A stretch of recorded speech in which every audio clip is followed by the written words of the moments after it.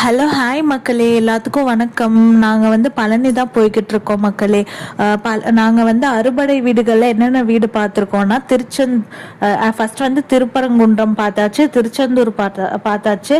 இப்போ மூணாவதாக வந்து பழனி வந்திருக்கோம். ரொம்ப நாளாக வரணும்னு நினச்சிக்கிட்டே இருந்தோம். 2025ல் பழனி வந்துட்டு என்ன பண்ணோம்னா, படியேற முடியாது அப்படின்னு சொல்லிட்டு பார்த்துட்டு நாளைக்கு வேலைக்கெல்லாம் போகணும், லீவ் போட முடியாதுன்னு சொல்லிட்டு சரியான கூட்டம். ரோப் காரில் இல்லைன்னா அந்த விஞ்சில் போகலான்னு பார்த்தோம்.